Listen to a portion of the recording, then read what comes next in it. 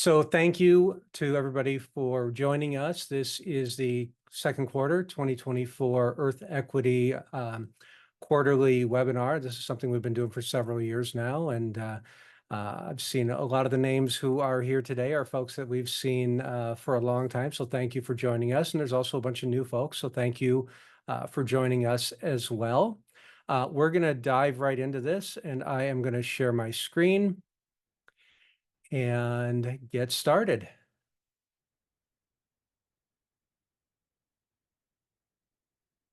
All right, so of course we'll start with the disclaimer. This is for informational purposes only, et cetera, et cetera. Past performance is not indicative of future results. Keep that in mind.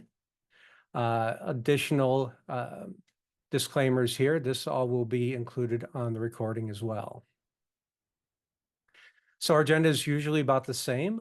We start with an Earth Equity update. We'll get into markets, economic update, et cetera. We'll talk, as we have for the past several quarters, about inflation, interest rates, and other things going on. Get into portfolio construction a little bit, and a Q&A period for you. So let's get started. So we celebrated Lisa's retirement last quarter. For those of you who don't know, Lisa Sluter, who was with us for about 7-8 years or so, decided to retire in the last quarter. We were really grateful for it. This was our team dinner, including, of course, Rebecca, our intern Nadia, there's Lisa, there's myself, there's Neil, and there's Carrie. We are up in Weaverville, if you're wondering about the eclectic furnishings here. It's at Stony Knob Cafe up in Weaverville. So if you haven't checked it out, please do. It's great food. And this is, of course, at Lisa's retirement party, which we had here in town in Asheville. She's, of course, wearing her officially retired sash. So once again, thank you, Lisa, for everything that you did for us over the years. So things that have happened over the last quarter, I visited Prime Capital offices in Texas, introducing our products, introducing our sustainable portfolios to members of the teams down there. Especially one of our offices in Houston actually focuses on retirement plans, and that's an area where we have big plans, big hopes to get a new investment vehicle that will be able to be used in 401k plans. So really excited about that. That has been in the works for quite some time now. I better take a drink here because I'm starting to dry out. Let's continue to go on here. Appeared on Cheddar TV and Schwab Business Network on Earth Day. You can see I was in Houston at the time. I believe, I was in Houston at the time. This is on Schwab Network. Attended the Prime Capital Annual Conference in Overland Park. Was in New York City in June for the Investment News Awards. And I actually won the 2024 Investment News ESG Responsible Investment Advisor of the Year. And if you look over my shoulder here, if you can see me, that is the award. So really proud, really excited, really humbled and honored to have this opportunity to be the Responsible Investment Advisor of the Year. So thanks to everybody, ultimately all of our clients and friends and colleagues who have really supported us over the years. This is something that I'm sharing with all of you. And then I ended the quarter at the Sustainable Investment Forum Conference in Chicago, where I was on a panel with two other financial advisors talking about sustainably focused investment practices and helping others to really integrate some of the practices that we use into theirs as well. Over the past quarter, we have been seen in a number of different publications, everything from Financial Planning to U.S. News, Barron's, et cetera. Excuse me. For those of you who are following our Dollars and Change podcast, this, of course, was our first episode with actor Ed Begley Jr., but we just released one with our friend Ken LaRoe, who is the founder and CEO of Climate First Bank. Please go ahead and check out the podcast. I'm really proud of it. It's something that I have a lot of fun recording and all the people that I meet.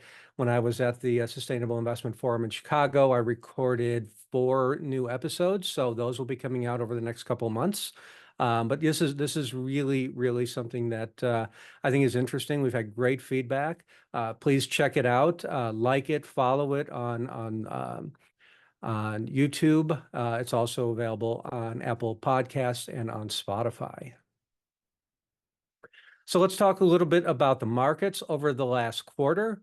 We can see that markets have pretty much done all right. I mean, the S&P 500 is up 4.25 for the quarter. So, that annualizes out to obviously 16%, which is above long-term averages. Where we've seen negatives, of course, are in small caps. Small company stocks down about 3.3% in the second quarter. Developed international down about about 1/3%. And of course, clean energy, which has not done exceptionally well for the past couple of years, was down as well. When we take that out to a yearly basis, we see that clean energy, of course, continued to underperform, but the markets in general have actually performed quite nicely over the last 12 months. Everything from, again, the S&P up 24, All Cap World Index, so a global, sort of a global view of stocks over that time, up 19%. So not bad at all. This takes us out to the 3-year number. We can see, of course, that S&P 32% over that time period, but we've also had some negatives over that time period, including emerging markets, bonds, of course, because interest rates have gone up. We'll talk a little bit more about that, small caps, and clean energy. But when we take this out to a 5-year basis, we can see that things start to level out a little bit in terms of longer term performance. The only thing that's down over that 5-year period are U.S. bonds. Everything else is up. Of course, the S&P is up 100% over that period. Clean energy up 65% over that period. So when we take a longer view, which is what we typically want to do, we can see that numbers really start to level out.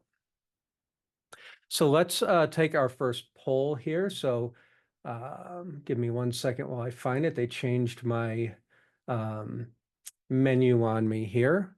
So we'll launch poll number 1. So what is your opinion of the economy currently? Is it excellent? Is it good? Is it okay? Is it bad? Or is it horrible? Give me your answers.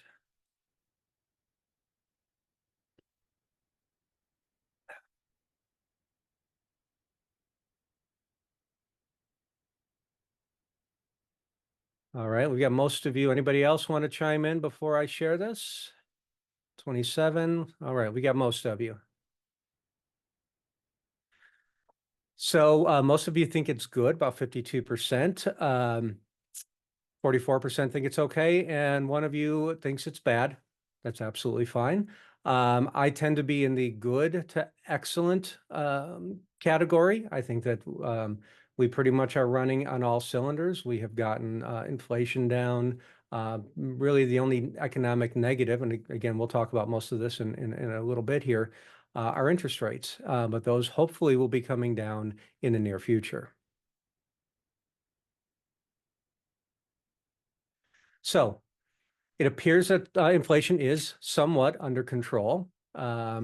And we really don't see a recession happening in 2024. All the pundits were calling for one, last year, saying that we would likely see a recession this year. But monetary policy has, while it's been hard on, for example, the real estate sector because of interest rates for mortgages and things, there certainly have been some positives out of it, like better savings rates, better money market rates, and it really has slowed down inflation considerably.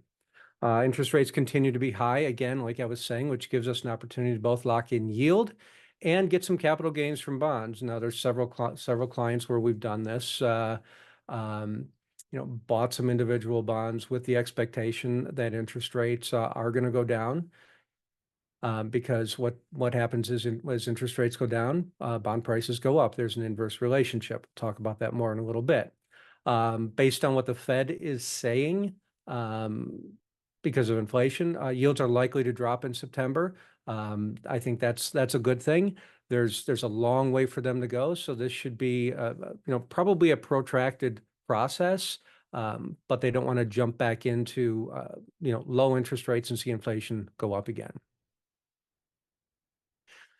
So in terms of the markets, in terms of pricing of the market, we're about the same as we were last quarter. So the PE of the S&P 500 is about 21, give or take. This was as of the end of the quarter, which is about a standard deviation more than the 30-year average. But as you can see, really going back to about 2016 or so, we have trended, above the 30-year average. And so, we're probably just a little overpriced, but, based on some of these trends here, I don't think that we are exceptionally overpriced. A lot of people always ask about, are we looking at a crash at any point? And I don't see anything that would be driving that type of an event. But of course, and you see this constantly, the top 10 stocks continue to have an overweighted influence. In fact, it's gone up even more. It was about 32% last quarter when I showed this chart. Now it's up to 37%. So of the 500 stocks that are in the S&P 500, 10 of them make up over a third of the market capitalization. And so they have, over 37% of the influence on where the S&P index goes up or down. Their earnings contribute about 27%. So what that tells us is that they tend to be technology companies which don't have as much earnings as you're going to see in more traditional companies. So they have 37% of the market cap, but only 27% of the earnings. When we look at this and we take the top 10, currently they're trading at a 30 multiple, while the rest of the 490 stocks are trading at 17.6. So they're a lot closer to the 30-year average. If we go back a couple of slides here, bear with me while I pull this up, you see that the 30-year average is 16.69.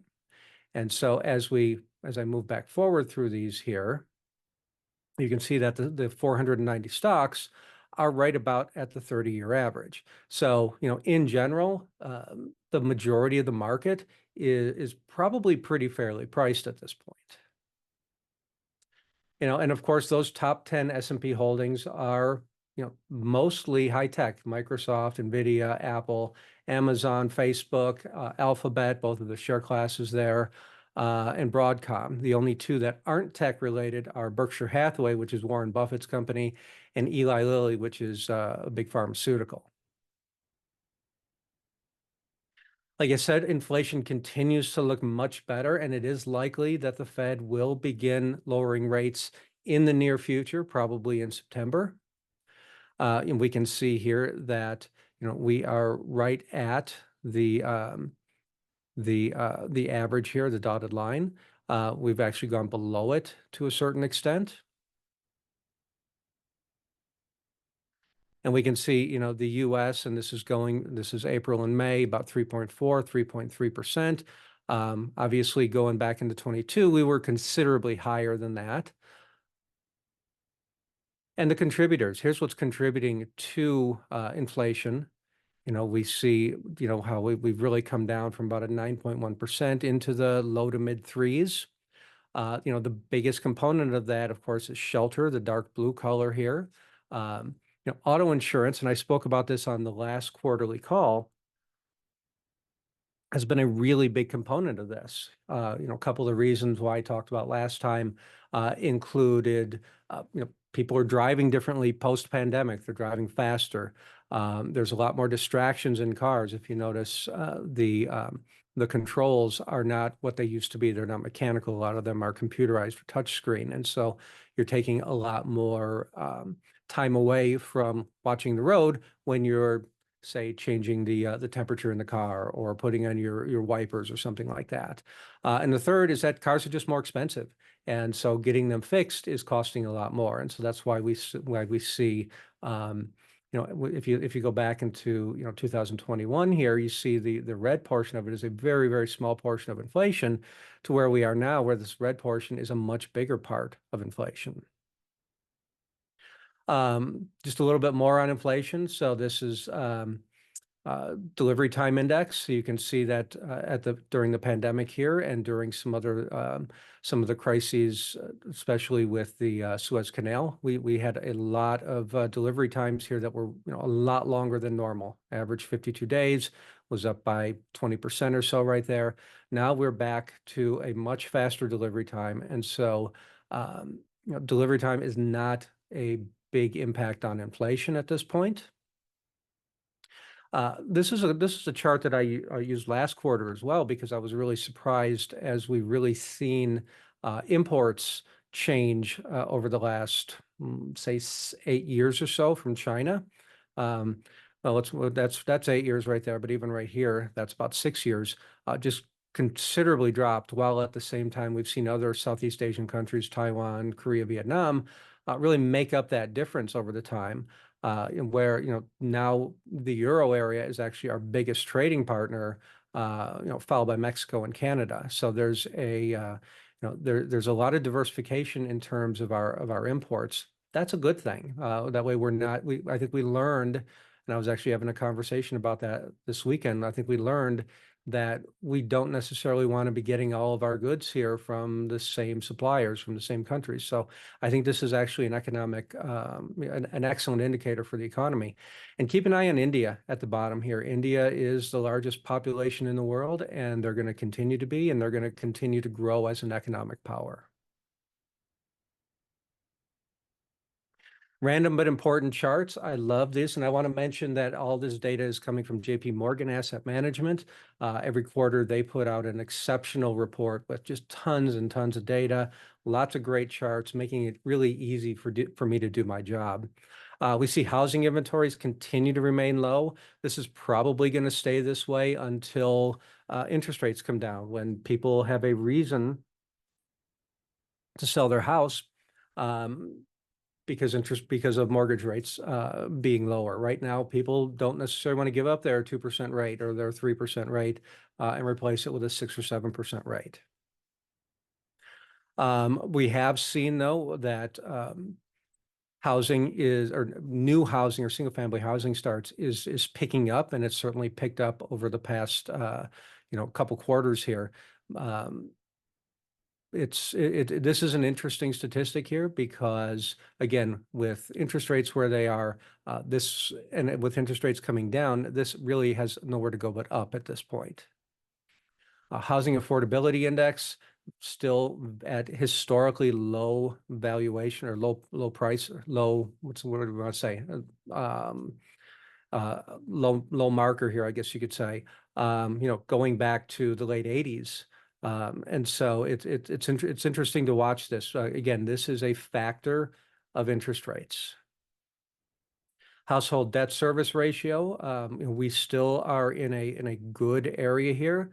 But at the same time, we are starting to see delinquencies moving up a little bit, especially cars and credit card delinquencies. So this is an indicator of where we are in the market cycle. This is also an indicator of, once again, interest rates that really permeate everything I'm realizing that that I'm talking about today. Excess savings. We saw, obviously, during the pandemic, people weren't spending, so they saved a ton of money here. But since then, the blue line savings has gone below the trend, the savings trend line, and so hence this buildup of cash has dropped. That's been a positive for the economy. But from a long-term savings perspective, we're seeing people that are spending down their savings, especially at a time when we have not record high, but we have high money market and savings rates. So again, a lot of this is going to be similar to what I talked about last quarter, but it still is just as important. We see that bonds have really quite high yields at this point, but we do see that they are going to be coming down. These are projections here. Again, we're probably going to start to see that happening in September. The Earth Equity model bond portfolio, we have about a 4-year maturity, give or take. We're going to continue to maintain about that. We may extend that a little bit. The 7-year maturity is in a decreasing interest rate environment probably will give us the best opportunities for capital gains. Here's where we are in terms of yields right now. We can see this was as of June 30th, so just a couple weeks old right here. But the 2-year Treasury yielding 4.7. We've also looked a lot at investment grade corporate bonds with clients yielding, for a couple of year bond, 5.5%. This is probably I would say in about the 2 to 3 year range. If you want to go out a little longer than that on a triple B, you probably can get actually into the 6% range right now, but that is not going to last forever. That is probably going to start to come down really soon. Well, and like I said, as interest rates rise, bond prices fall because there is an equation, there's an equilibrium between the two of them, and vice versa. As interest rates fall, bond prices rise. This is where it gives us the opportunity for capital gains getting into bonds at this point. So is there an opportunity? Absolutely, there's an opportunity. So what I love about this chart is this chart really shows what happens when prevailing interest rates go up 1% or they go down 1%. So the blue is when rates go down, the gray is when they go up. So if we take a look at, say, a 5-year US Treasury, if interest rates go up 1%, you don't lose a whole lot because it's a fairly short duration bond. But when interest rates come down, you potentially can get an 8.8% capital gain on that. This is where our opportunity lies. When we look at corporates, we see this a similar kind of number here. So we see a big opportunity not only in the yields that we're getting, 5 to 6%, but also in the opportunity to get some capital gains. So I want to talk a little bit about AI. There are a lot of opinions about AI. There's a lot of opportunities, world-changing opportunities. There's a lot of risk with AI. These were actually supposed to come out one bullet point at a time. They didn't. I apologize. There was an article that I read just a little while ago talking about the environmental impact, and that because of AI and the processing power needed, we actually are delaying our progress towards net zero emissions. And so that's something to keep in mind, is that it does take a lot of processing power. At the same time, there's also huge investment growth opportunity. Yeah, see, it goes just the opposite. Sorry about that. This is NVIDIA, for example, right here. So NVIDIA is pretty much the leader in AI chips. I know many years ago when I was spending a lot more time working with computers, NVIDIA was only making graphics cards. And somebody figured out that graphics cards and graphics processors worked really well with the kind of processing required for AI. And you can see what happened, over the last, let's see, this is 10 years. The S&P is up from $10,000 to $34,000, while NVIDIA is up from $10,000 to $2.5 million. So there's been a tremendous growth in this one stock, and there's a lot of other complementary stocks as well. I want to talk specifically about drug development, though. So when in each of our portfolios, we have a biotech component, and that biotech component is focused not on big pharma. We don't get involved in big pharma, but we do want to focus on biotech that is really cutting edge, and AI is really developing, really creating an opportunity there. And the way that it works is, so actually, let me back up just a little bit here. So the opportunities for massive scale drug development, and it still really is in its infancy. And I'm pulling a lot of this data from a New York Times article from several weeks ago. Right now, drug discovery takes 10 to 15 years, costs $1 billion to get a drug from its initial stages through stage 1, stage 2, stage 3, and actually to commercialization. It's a lot of money, it's a lot of investment, it's a lot of time, and it's a tremendous amount of risk. AI has the potential to cut the time and expense drastically. The opportunity is there because so for example, this is a photo from the New York Times. This is a chip from a company that has 32 million microwells. What does that mean? That means that it can actually process 32 million different um, 32 million different possibilities for a particular drug. So when I put in a particular drug in a particular iteration, how does it affect the cancer cell? Let's just use cancer as an example.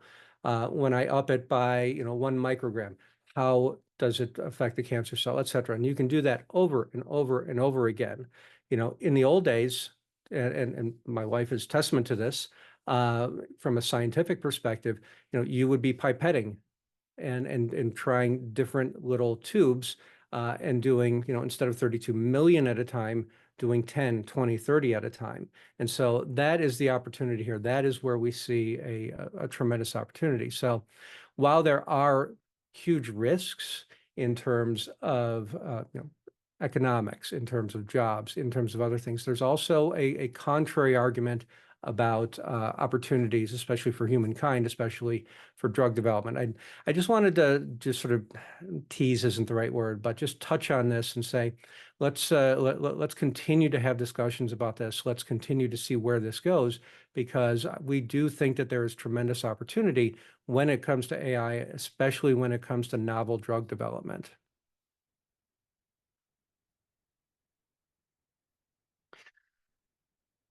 So let's talk about the investment opportunity from a biotech side. So biotechnology has tremendously lagged the market. You can see that when we look at over the past this is 3 years, the S&P is up 35% over that time.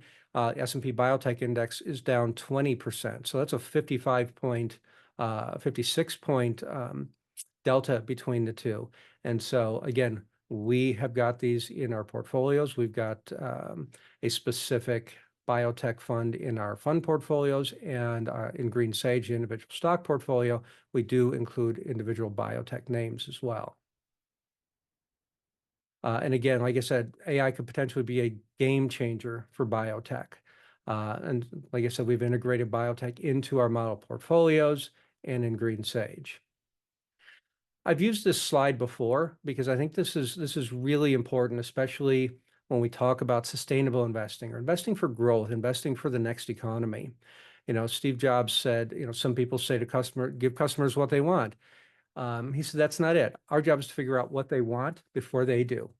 And that's why we do sustainable investing, because when we look at the indexes, the S&P, the Dow, all these indexes, they're based on the economy of yesterday. They're based on where the economy used to be. We want to invest in where the economy is going. If Henry Ford once said, if I'd asked customers what they wanted, they would have told me a faster horse, because they didn't know that the car was going to exist. And so, people don't know what they want until you show it to them. So for us, it's always going to be about where the economy is going. Is it going to be more sustainable? Yes. Is it going to be more resilient and adaptive? Absolutely. Is it going to be healthier? Absolutely. These are the areas where we want to focus our investment thesis. Really quickly, the changing economy, which I like to talk about. This is from the International Energy Agency. This is their Energy Market Monitor from March.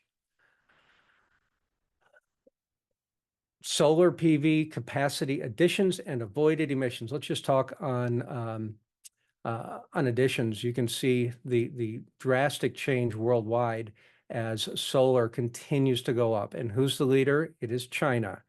United States continues to have decent growth. India, I think we have a big opportunity. Europe, a little bit more than the United States. The opportunities are there. Wind additions, again, we continue to see money being invested, not so much in the US. There's actually been some economic factors to that, but the rest of the world is seeing increased wind capacity additions. And same thing with electric cars, continue to grow. China is the biggest market by far, and going through the US, European Union. And again, keep your eye on India, like I said earlier. It is a small market right now, but it is going to be a fast growing market. Let's take a look at our second poll here.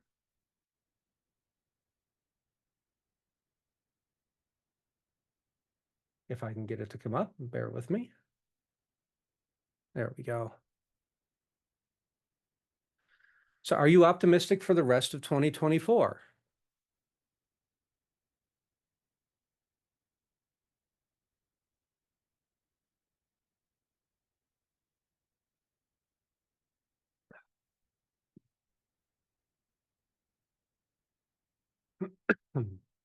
All right, we've got just about everybody. Anybody else want to contribute real quickly?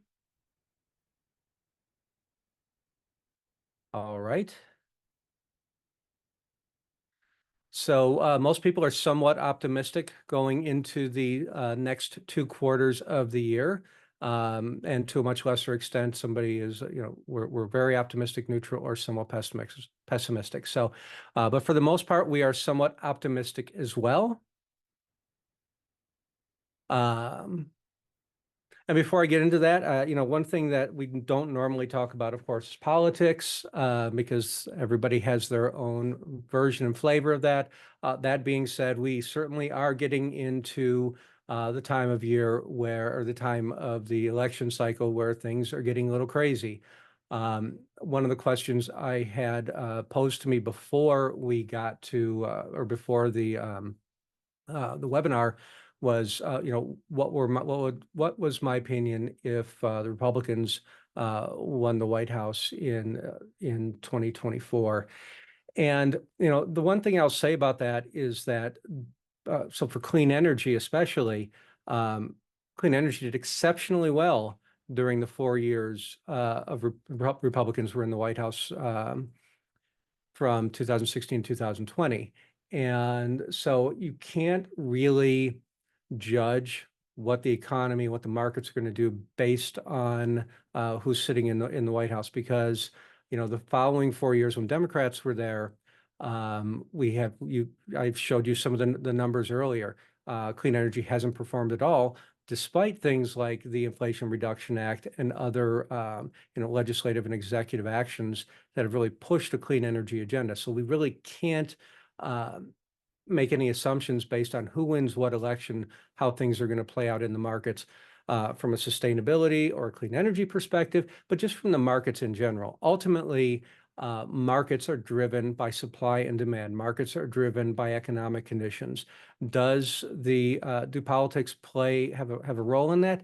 Yes. Is it a major role? I would argue that it's not. So to move forward, everybody loves my picture of Wayne Gretzky here wearing his Oilers jersey.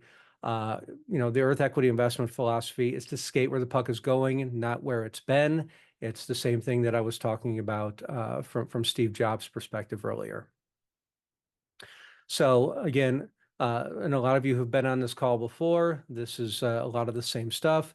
When we focus on sustainability, we focus on alternative energy efficiency, battery technology, which continues to develop, water distribution, filtration, efficiency. We're having, once again, another really, really hot summer, which don't expect that to stop anytime in the near future. Water is going to be at an absolute premium going forward.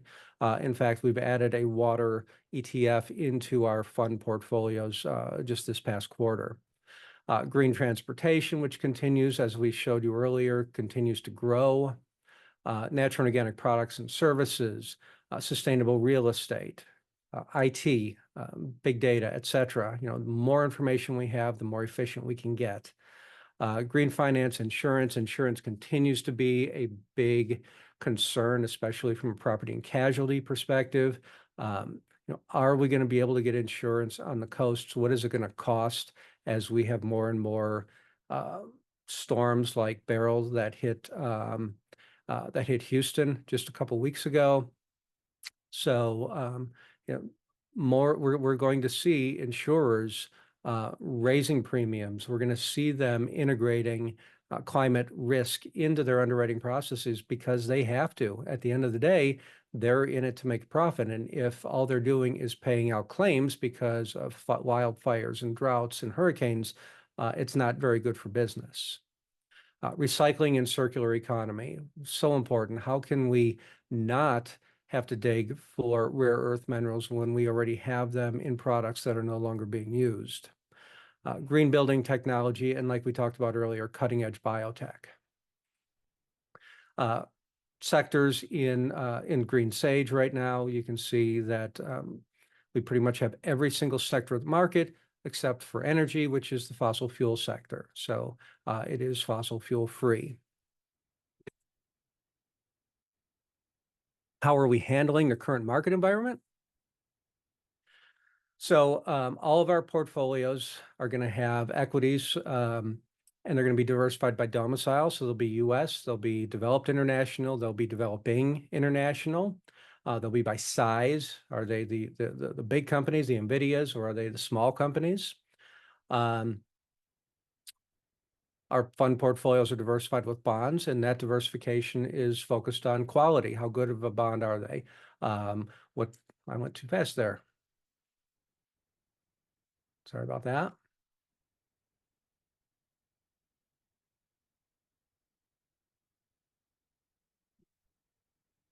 All right, bonds, here we go. Sorry about that.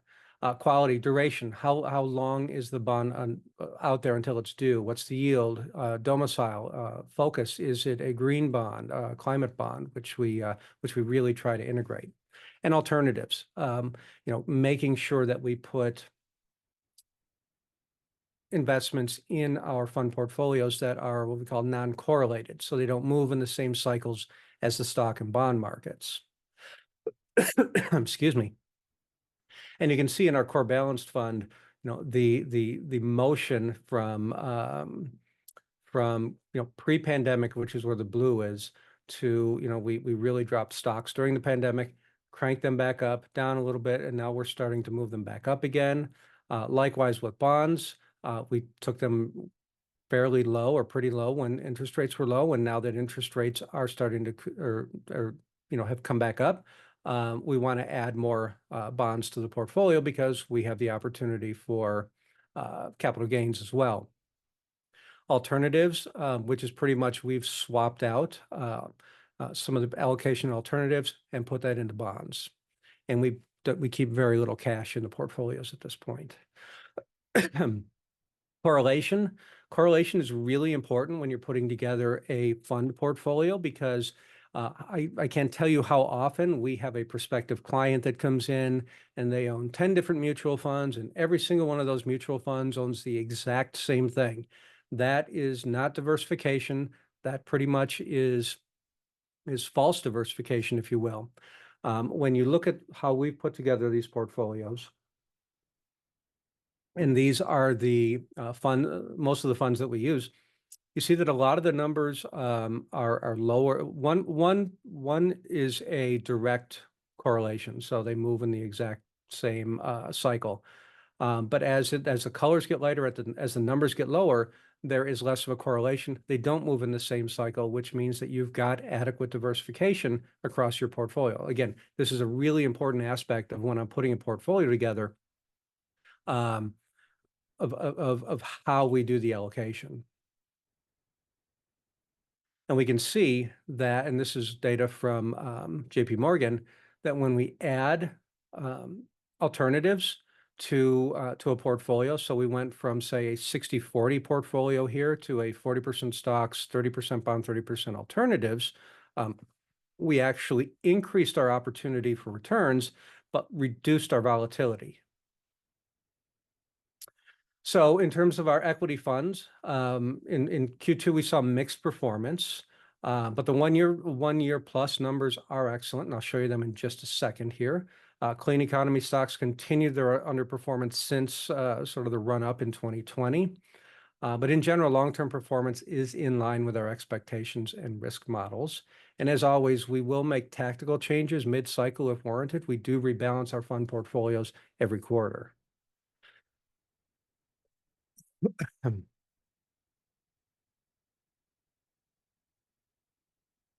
So the orange are our benchmarks, everything from the All Cap World Index to the S&P 500, Russell 2000, which is small companies, EAFE, which is developed international and emerging markets here. Like I said, when we look at the 1 year, really the two areas are two areas that I've already talked about that didn't perform. That's clean energy and healthcare.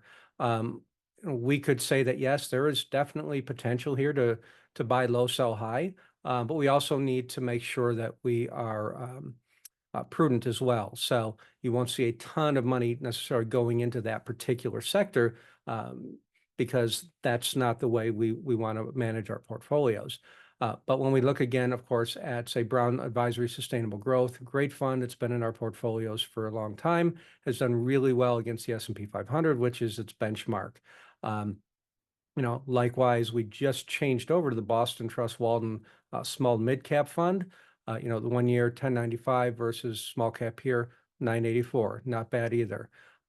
Finally, we just also switched over the Janus Henderson Responsible International Dividend. That's a mouthful, 17.25 on the 1 year versus 1134 on its benchmark. So, we're constantly trying to make sure that we've got the best. I apologize for the coughs. The best possible performer, at the same time getting the ones that also are fossil fuel free and as sustainable as we possibly can get them to be. On the bond side and the alt side as well, you can see that the core bond, U.S. aggregate core bond index here, 1 year about 258. Every single one of the different funds that we use has outperformed over the 1 year. We don't have a hedge fund index. We used to, and then unfortunately it went away. But we're really happy with what we see, especially with the AQR Sustainable Long Short Equity Fund has done exceptionally well, as has the Alpha-Centric Premium Opportunity Fund. We can see that an asset allocation portfolio, which is a mix of stocks and bonds, we see it almost always moderates between the highs and the lows of different investment styles. So 2023, an investment allocation portfolio is up about 14.1, year to date about 5.5. Those are about some of the averages that we're typically seeing as well. I always like to preach about long-term investing because you can see tons of volatility on any 1 year, but when you start to roll years from 5 years, very little negative there, 10 years, very little negative. So any 20-year rolling period, the market stocks have not been down. Again, data from JP Morgan, but this makes the case for investing for the long term. And again, cost of timing the market, trying to get in, trying to get out, trying to decide what is the best way to do it, probably not a good idea because, when we look at if this is going from January of 2003 to December 2022, so 20 years here, if you were invested the entire time in the S&P 500, your 10,000 grew to 64,000.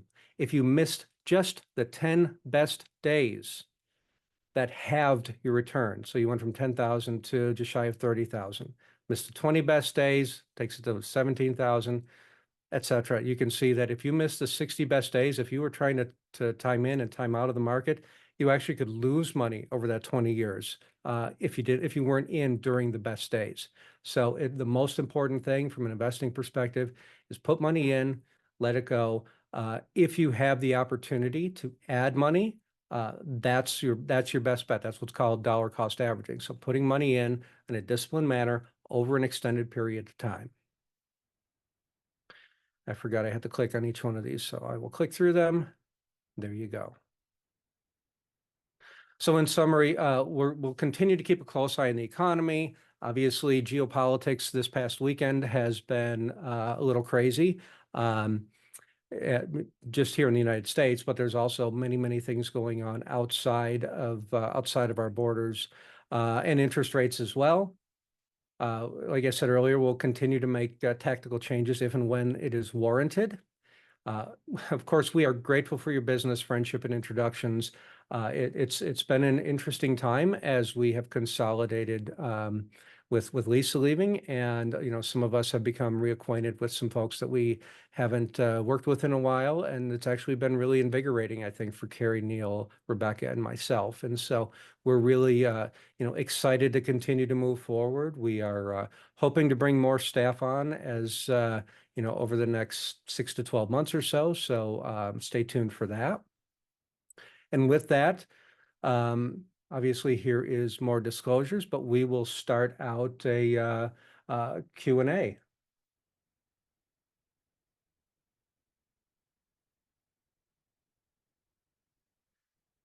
All right, so are there any questions? I don't see any in the Q&A box, so if you have some, please put them in, or put them into the chat box.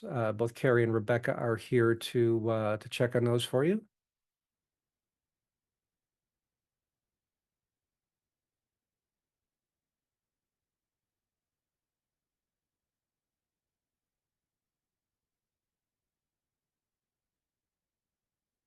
I'm amazed. Nobody has questions. Did I really do that good of a job putting this together? Please, I did not do that good of a job. Somebody's got to have a question here.